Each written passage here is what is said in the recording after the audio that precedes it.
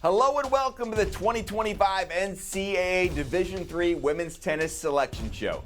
My name is Jeremiah Johnson. This is a wonderful time of the year. Today we are going to recognize the 49 schools who will compete for a championship. Automatic qualification is granted to 39 conference champions.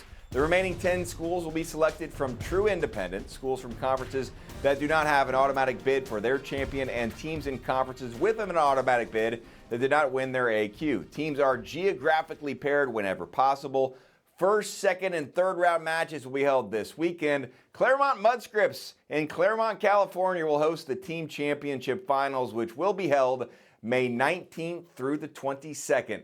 UChicago is your defending champion. And how about we start right there? The first school to discuss, the one that currently wears the crown and a host this weekend, is UChicago. The Maroons defeated Emory to earn their fourth consecutive UAA title.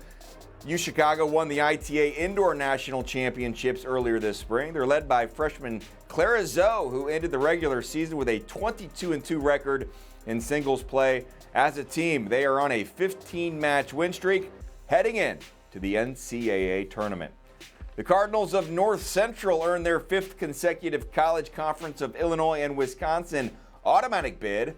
They'll play a first-round matchup against Co. For the first time since 2018, the Co-Hawks are in, earning the automatic bid out of the ARC for the first time since that notable 2018 season. After falling behind Luther with the doubles point in the tournament final on Saturday, the Co-Hawks rallied in singles play to earn a 4-1 victory. Gustavus Adolphus is in. They earned their conference record 9th MIAC title over the weekend and the first since 2018. The Gusties will be making their 27th NCAA championship appearance. Hello, Hope. The Flying Dutch continue their reign in the MIAA, earning a 13th consecutive conference tournament championship. Their title win began by securing the doubles point, followed by singles wins from Sullivan Moran and Madison Way. Also, Hope's perfect regular season run through the conference earned the Flying Dutch their 30th overall MIAA regular season title. They will take on Wisconsin Superior. They are still buzzing in Minneapolis after the Yellow Jackets earned the automatic bid out of the UMAC. They're in the NCAA tournament for the very first time. Historic season. Their 10-match win streak will be put to the test this weekend as you see UChicago host those teams this weekend. Wash U is in 13-7 and a host this weekend. The Bears earned an at-large bid after finishing third in the UAA championships over the weekend. This is their 22nd NCAA appearance. Eleanor Archer ranked third in Region 6 in singles at last check.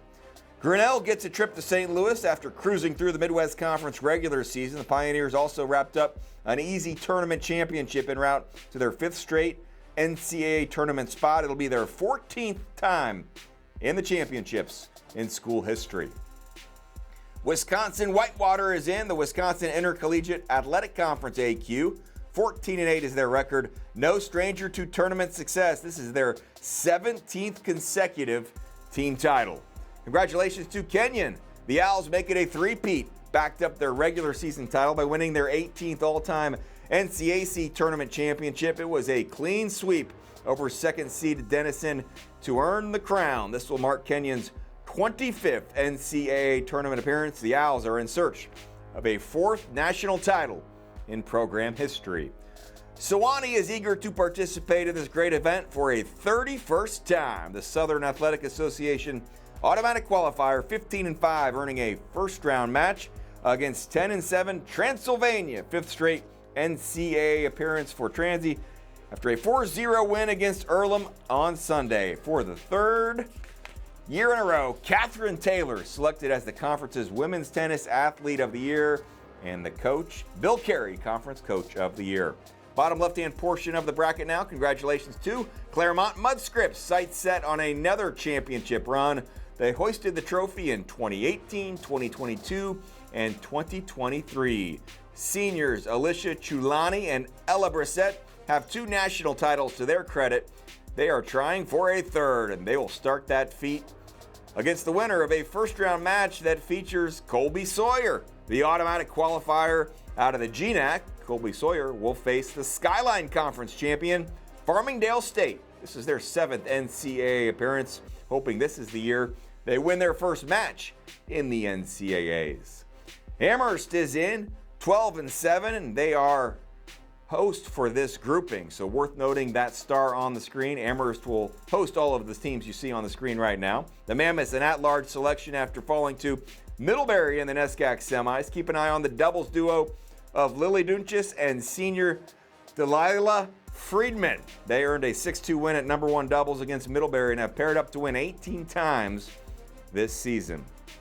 A relaxing, joyful selection show Monday for Vassar. Weekend wins over RPI and Skidmore put them in the tournament, earned their first Liberty League Conference crown since 2010. Vassar swept all 4 singles matches against Skidmore to rally for that victory.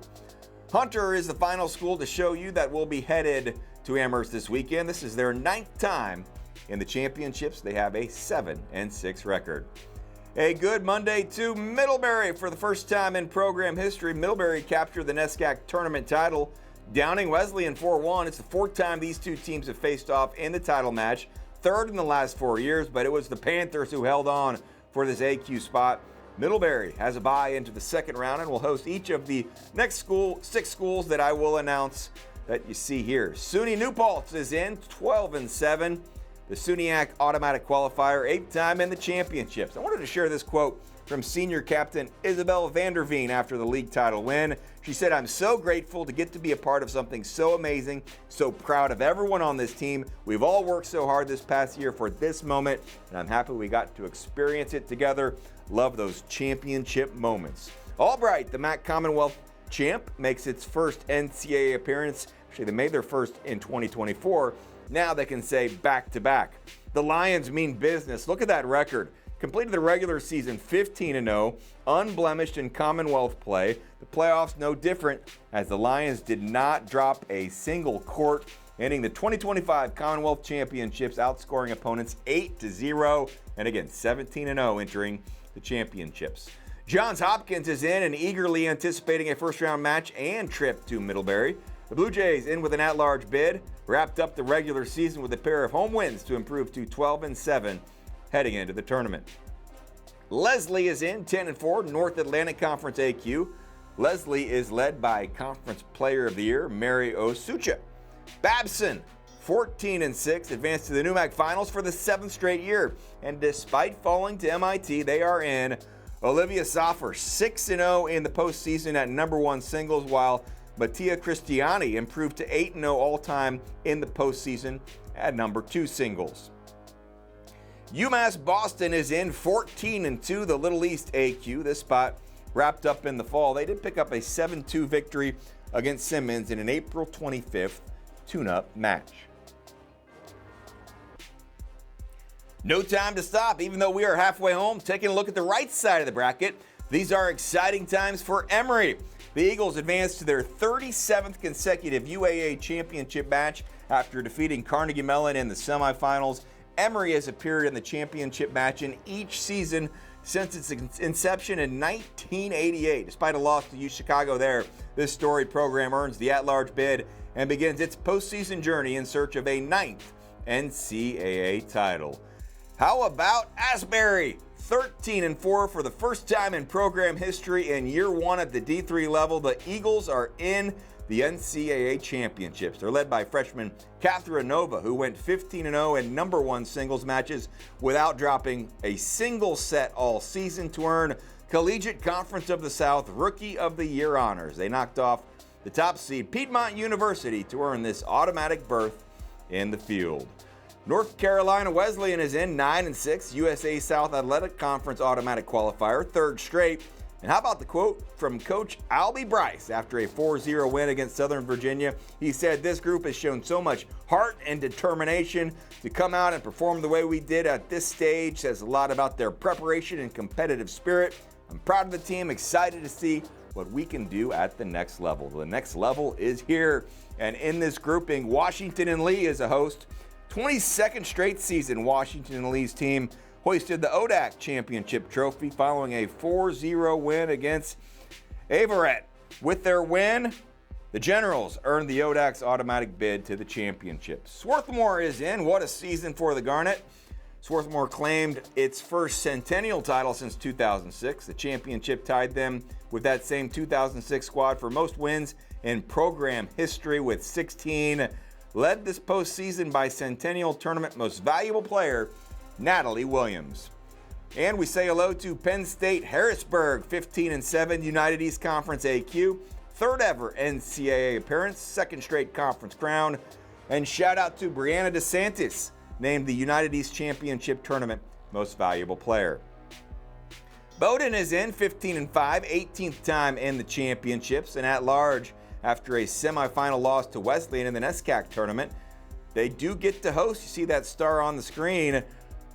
They will welcome the next 5 schools on the screen, so it should be tough, though, to take down Bowdoin this weekend. TCNJ hopes to get an opportunity to do just that. The NCAC champion, the 1986 national champs, and for the 29th time in program history. Before TCNJ can try to take down Bowdoin, they'll need to defeat Hartwick, who made their first NCAA appearance in 2023. Did not in 2024, but they're back for another shot in 2025. MIT makes it in, gets one of those coveted buys into the second round. 16-2 record, 8th straight, 14th overall NUMAC Women's Tennis Championship after they defeated Babson 4-2.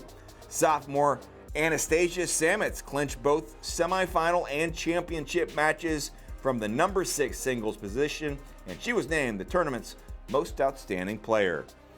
Greetings, Tufts. It was a strong start for the Jumbos this spring, who kicked off the season with a 9-match win streak, reached as high as number 7 in the national rankings as the season progressed. First year, Melanie Woodbury emerged at the number 1 position, finishing the regular season with a 15-10 record, a 9-5 conference mark.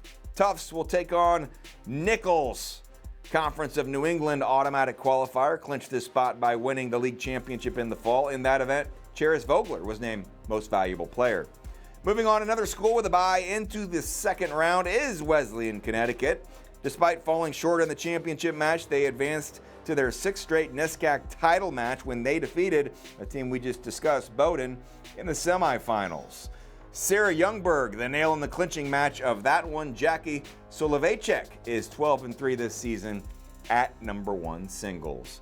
Stevens is in. The Ducks won their 4th consecutive MAC Freedom Championship, downing Lebanon Valley 4-0 in the finals.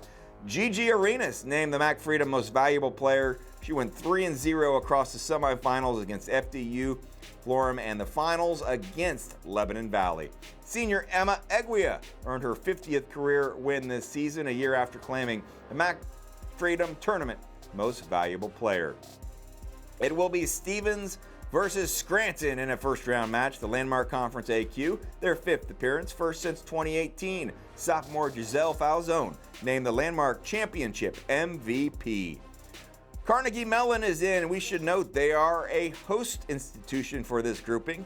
Thursday through Saturday, the schedule for those matches. Carnegie Mellon is 21-4, 19th time in the tournament. They've had success, 31-19 all time in the NCAA competition. Penn State Behrend is in, 10-5, earning the right to pack their bags to Carnegie Mellon by virtue of a championship in the Allegheny Mountain Athletic Conference. Impressive record for Ohio Northern, 18-4. The Polar Bears won their 2nd straight OAC tournament title, 8th overall in program history. They've won 9 regular season titles as well, with this year being their first since 2015. Junior Abby Cruiser, a career record of 99-59, needs just one more win to join ONU's 100-win club. Also in is Allegheny, 11-1, the President's Athletic Conference AQ. Second time for Allegheny in the championships. Pomona Pitzer is a host, earning a bye into the second round. The Sage Hens swept their title match to claim the SCIAC tournament title for the 2nd year in a row, 6th time in program history, and they did it on their home court. It was the first time since 2010 Pomona Pitzer had gone undefeated in conference play. 4 more schools now to show you. Each of these 4 will travel to Pomona Pitzer this weekend. The next one is East Texas Baptist, 8-6.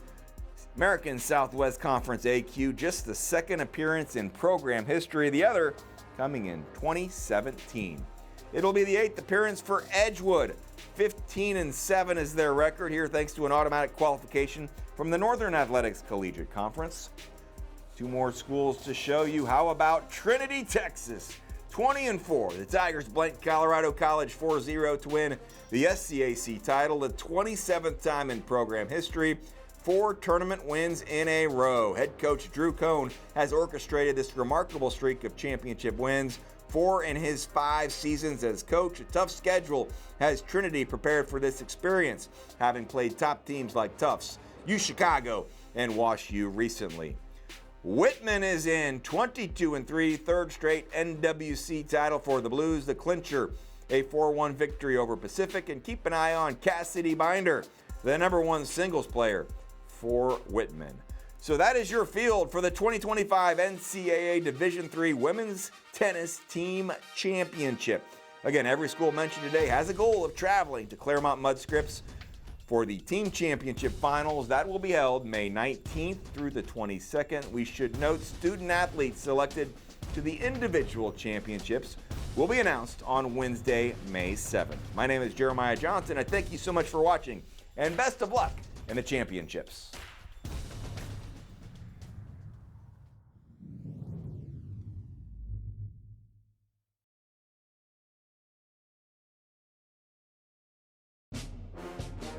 I teach the art of fanology, a job I take seriously. As to the question of nature versus nurture, is a fan born or is a fan made? I know this: our game can make a fan out of anyone. And at Fandom U, we take it to a whole new level. The NCAA Championships. Attendance is encouraged, passion is mandatory. Buy your seats today at ncaa.com/tickets. Class dismissed.